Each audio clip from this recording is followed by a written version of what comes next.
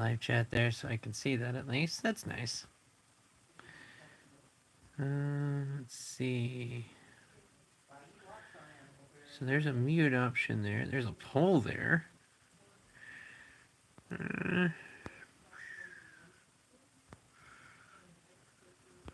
Well, there's some silly funness. Sepia. Wait, sketch? Oh, dude, that's trippy. Huh. Take on me. Ba, ba, ba, ba, ba, ba.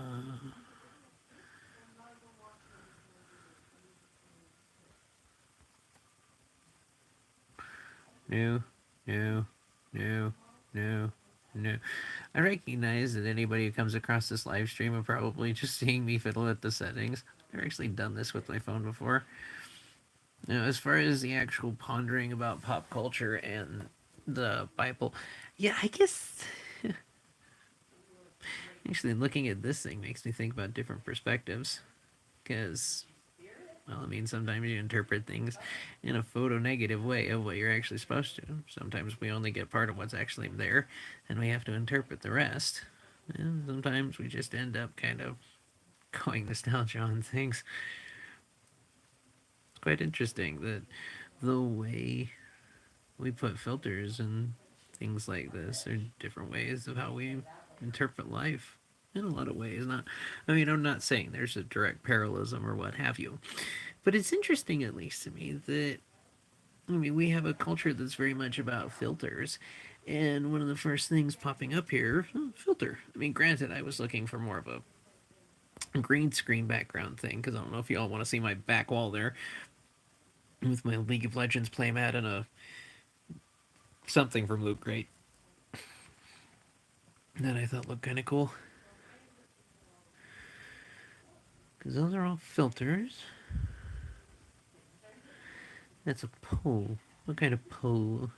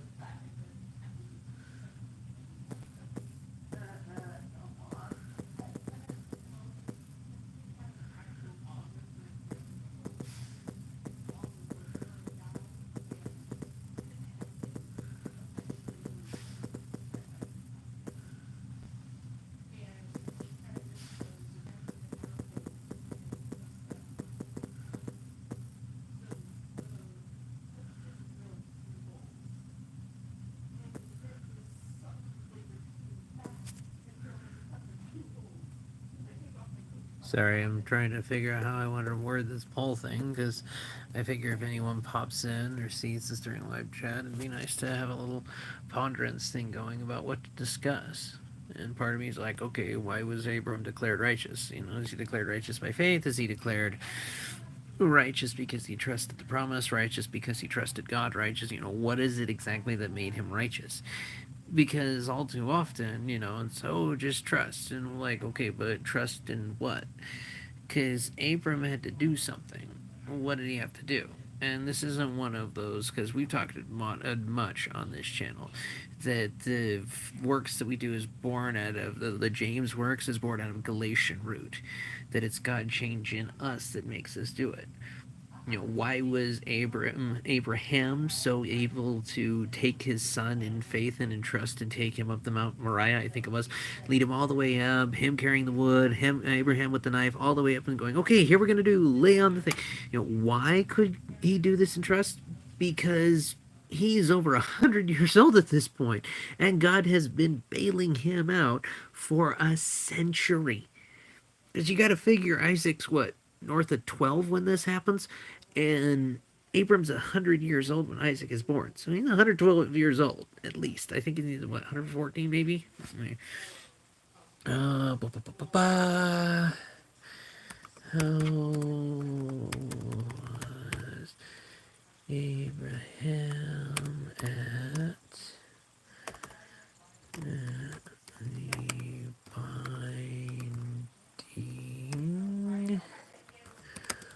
of Isaac?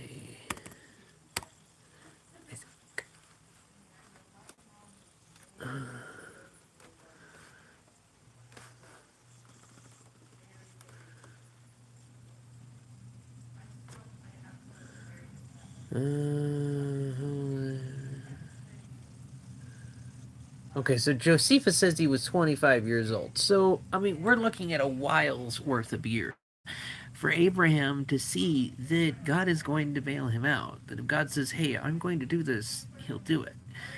Because look at his life, right? Come down to this land. I'll give it to you. Famine hits. Could he could stay there and trust. He could say, okay, God, well, you said you'd give this to me, so why is it going through famine? Instead, what does he do? He goes down to Egypt. He sells his wife up the river. She ends up having to deal with that whole thing. Pharaoh's like, oh, no, no, no, no, no, no. You lied. You said she was your sister. You've screwed us, where he ends up getting Hagar, mind you. So the only reason he had a slave to, of Hagar to be abused was so that it was only because he had lied and sold his wife up the river. So he only gets a woman to abuse because he abused a woman. And here's the thing: I'm not laying the Hagar thing at Abraham, especially since Abraham was like, well, I mean, your call. And Sarai, the one that was the one who said, I'll take my handmaid. God hasn't seen fit to do with me yet, so you just use her. Okay, problems with that. And so this entire mess ends up becoming why? Well, simply because Abraham, instead of trusting, when said, hey, this land I'll give you and your descendants, when a famine came, he left.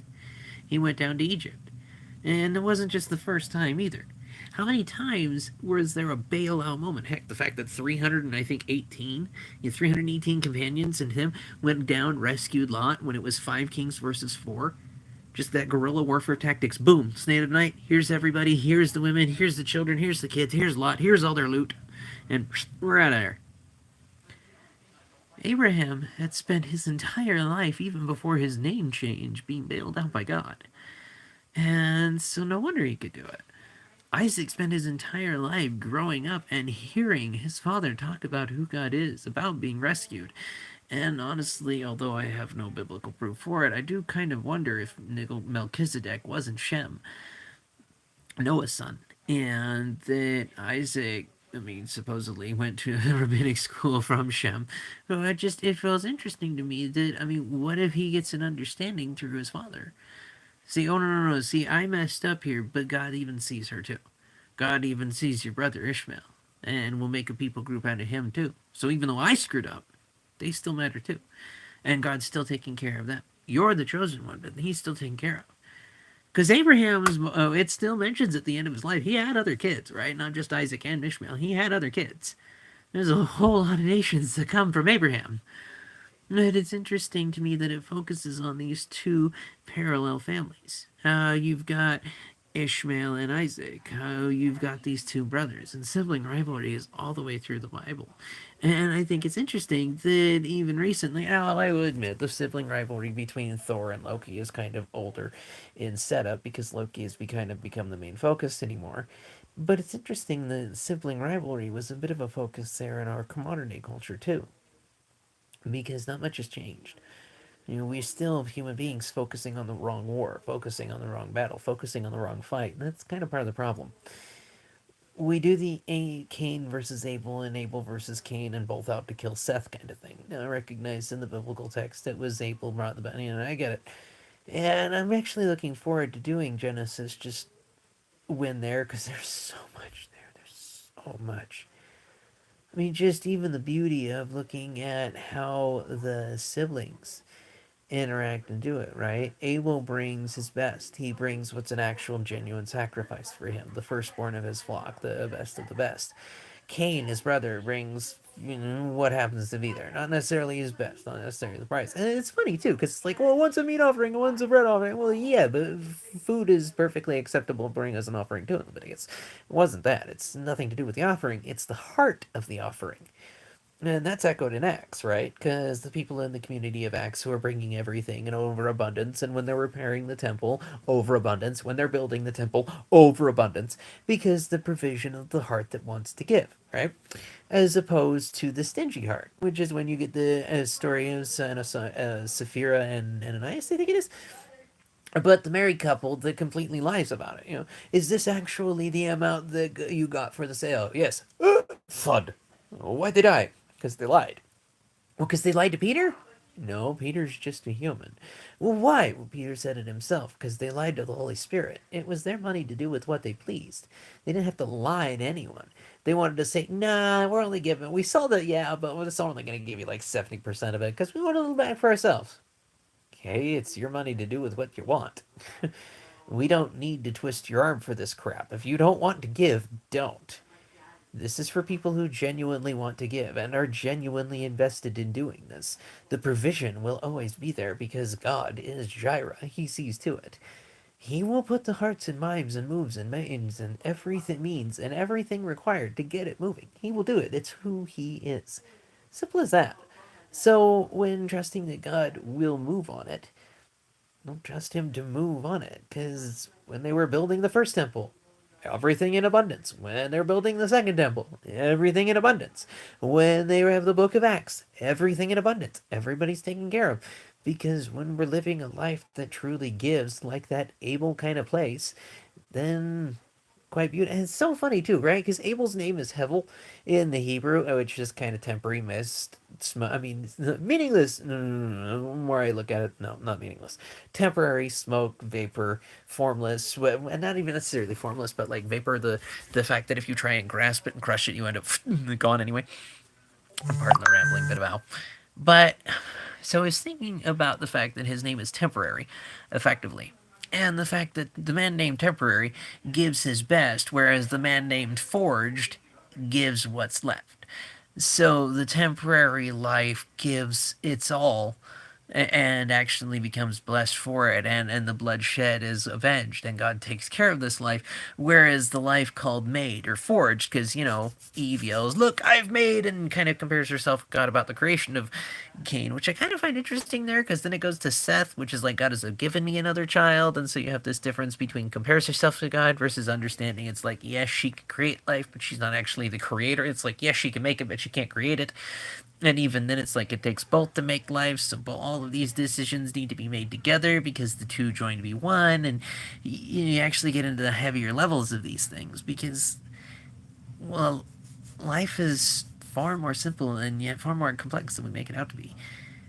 Like, when we are with somebody in a nature that is much more than sexual, giving everything over, right? That deep interconnection, if that's not with somebody that we're going to be with permanently, it can cause a lot of problems.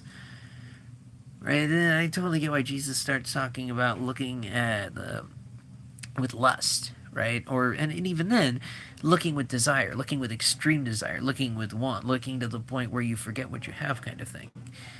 Because this is back to Cain and Abel, right? Because Cain, after he gives the crap offering and God looks on Abel's offering and says, no, this is better. And Cain's like, well, God's going, okay, look, get out. If you do better, there will be praise because you did better.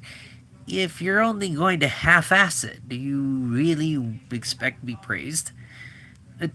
Look, there's something you need to focus on. There's a beast stalking you right now. It's called sin, and it's out to kill you. It is lethal, merciless, and it will stalk you without fail. You can either master this creature, or you will be mastered by it. Which will you be? And you get into this quite interesting dichotomy of the seed of the woman and the seed of the snake, and the fact that Cain obviously is the seed of the woman because he's a human being, and it becomes the seed of the snake when he decides that rather than do better, rather than try, rather than go, okay, you know what, you're right, I can do better. And here's the thing, right?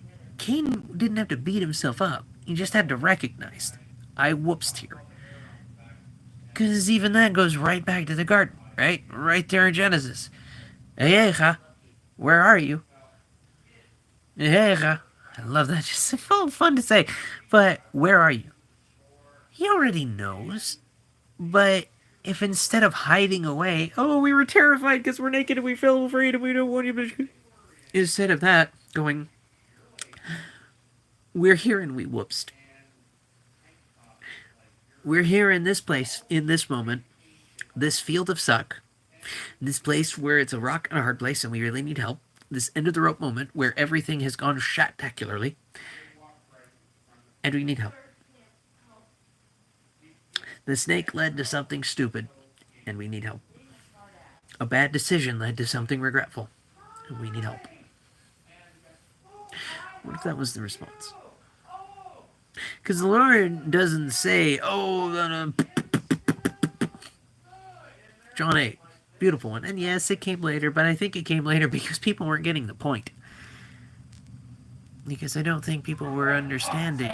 The ones who understood they'd committed sin, dropped the sin, and left it. The ones who understand the much they've been forgiven. Because, hey, who's going to forgive more? The person who's going to be more grateful? The person who's been given for $20 or the forgiven $2 million? Taking a moment to recognize. Because Cain, right there. And this story, why is it connected? Because it's all so interconnected. It's all so woven together like a beautiful tapestry. Because that's how God does it. And I love it. Because he makes it so that we can hear him. And the way he made it isn't some golden tablets from heaven, isn't some, golden thing like this. It's actively worked with hands. It's playing in the garden together, that the making of the text is an example of the text. The muchness used to pass down, it's just so integratedly beautiful of just surrendering unto the Lord. And it's gorgeous because we constantly get invited to this place of learning more. If we will but hear, if we will but interact. I don't think we're always up for that, though. I think oftentimes we get scared too. I think oftentimes we get to those places where we are terrified, maybe, to speak to God about what we're really feeling. To be open and to be honest. And Jesus talks about being spirit and truth, and all too often the religious formats, we don't welcome that. How often, until just recently, pastors feeling okay to say when a day sucks, that it sucks on stage because, we can't say sucks. Jesus was sweating blood in the Garden of Gethsemane, talking about how little he wanted to drink from this particular cup. You're telling me he didn't say or some variation therein? No, he was real. He was honest. He was bold. He was true, and he didn't let go. And pardon the background noise if you can hear it. I'm glad it's the joy of laughter. So, it's focusing on the wonderful things. It's focusing on the joy. That's why I'm glad to hear the laughter. It's focusing on the fact that God will see us through it. If God has given us a cup to bear, he'll see us through it. We take the good days, why not take the bad? We expect every day to be, no, Jesus said himself that we will face trials and tribulations. If our Master and King said we're going to face trials and tribulations, why would we expect not to? We accept the good days, why not accept the bad? Because here's the thing, a bad day is not a bad day, it's a bad moment during a day that still has the potential of being good. There's no such thing as a bad day. There are good days and there are neutral days. And the neutral days still have something wonderful created. God created the day, right? Created day, created night. The first day. Created the sun and the stars and the moon, the big lamp and the little lamp, right? Day and night. So, if God says these are good, why would we call them bad? There's only one day that isn't called good, and it's day 2. It's the day the rakia is made, the shielded thing, the hammered thing, the dome. that separates the waters above from the waters below. And the ancient thinking, just look up and think of it like you were a little kid. See the giant snow globe dome overhead. And suddenly thinking like the ancients is quite easy and quite intuitive with it. That it looks like this made thing that sits well above us, that keeps this inky blackness that sits way up there away from getting us, when the inky darkness down over here, the sea and the shore, doesn't get to us either because it is kept at bay. This is the mythology. Well, it's not even the mythology, it's just the ordering of the universe that the ancients had, right? Like, world sits on pillars, foundational world. It's near Eastern Mesopotamian mythos.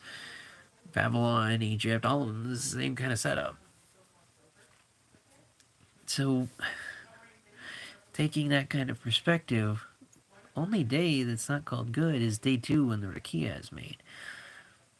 The day when separation is had to keep these things apart before, hey, here is now fully what can be useful, what is good to do these things of food and water and land and vegetation and living things and humans and all these beautiful good things and good creation. The only neutral day is the day when separation had to be had from waters, when a thing that was once one had to be made two. There's a neutral day. And I wonder, what if we had that kind of perspective? I mean, pop culture says, oh, it's a horrible day. But what if we said instead, it's not a horrible day. It's a rough moment. It'll be a better day. It's a rough incident. It'll be a better moment. And pain is difficult. But the day is beautiful.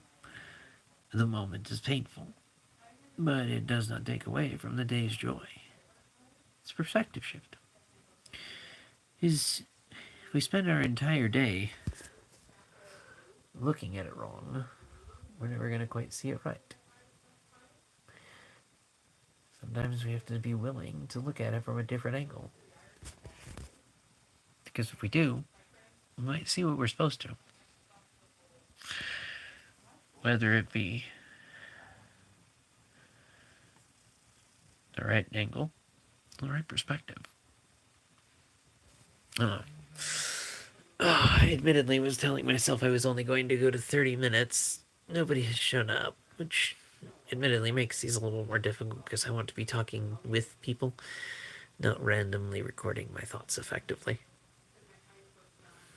Especially when I look at myself in the camera and I'm just like, holy crap. Wonderful face of Aurora, though, don't you think? Anyway. That's what happens when you spend all of your time watching Jim Carrey faces. At least as a little kid. Some people make good money doing that.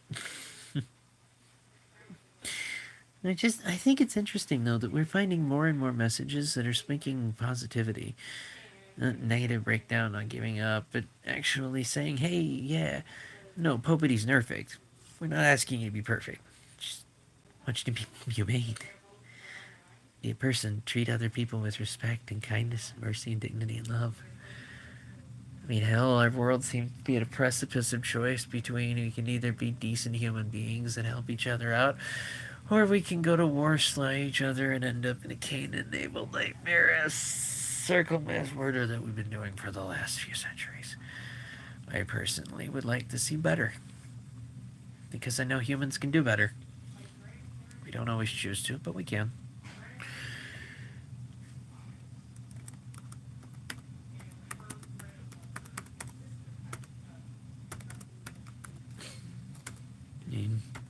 We can. We just don't. Sometimes I think we're afraid to. Because if we admitted that we could do better, then what would we do with those places when we won't? If we admitted that the lessons are supposed to make it out of the church parking lot, what would we have to do with the times when they don't?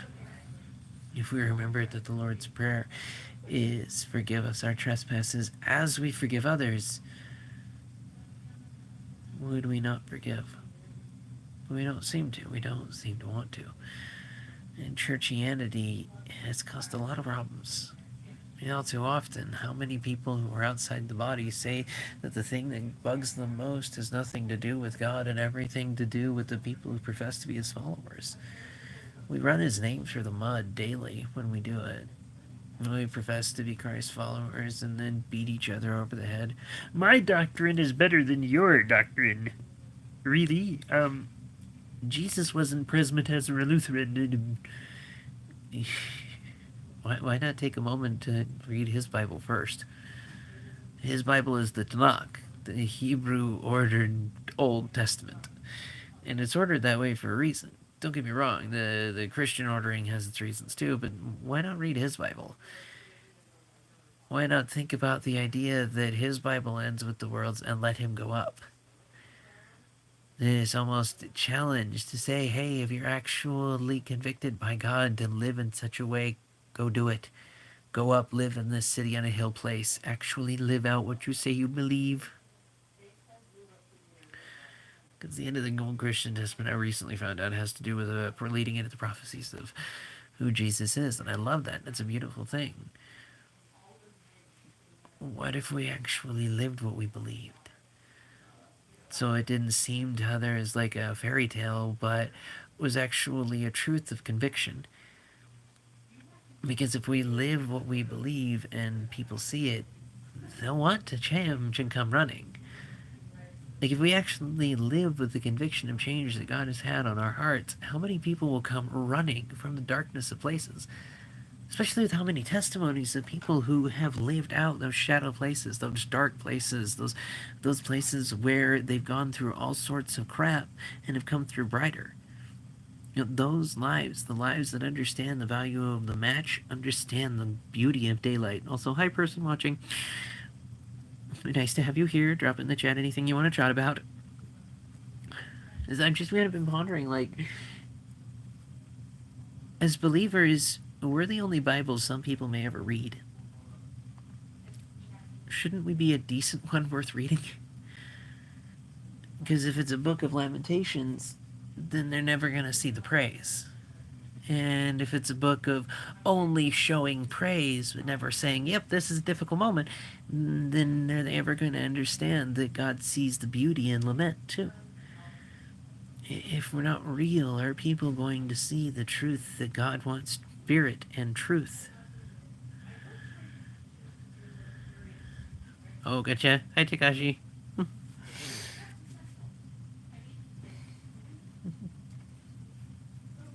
Sorry, itchy ear. But, Takashi, you're actually a perfect example, because I know that churchianity is kind of a pain in the tuchus. I know it can be draining, and I know it can be painful to hear people that say, love others, and then you hear no, it's like, love everyone, but hate them damn faggots. Love everyone, but hate them damn insert. Well, I'm probably already going to get knocked on that one for the slip of the tongue there. But, I mean, pick a slur.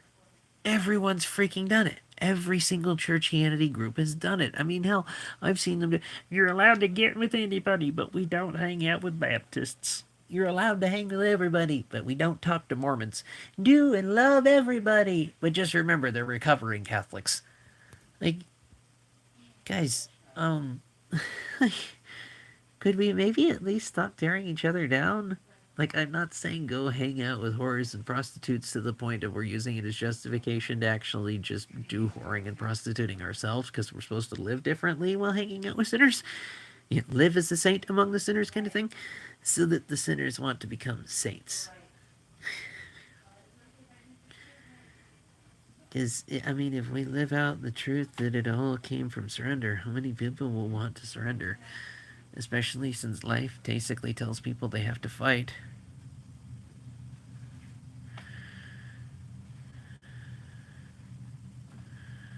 Yeah, I do. I get you.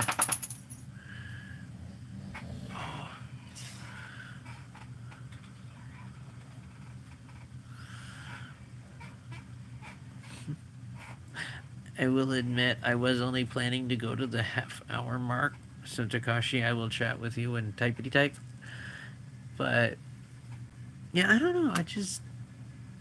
I've been thinking more and more lately. What if we actually lived what we say we believe, if we say that people are truly beautiful and made in God's image, what if we treated them like it? What if we treated people like they matter? And see how many people come running when they understand they do have value. Not because of anything they do, but simply because of who they are. Created for love, by love, to give love. Just a thought. May His favor be upon you. Know that you're loved. See you there.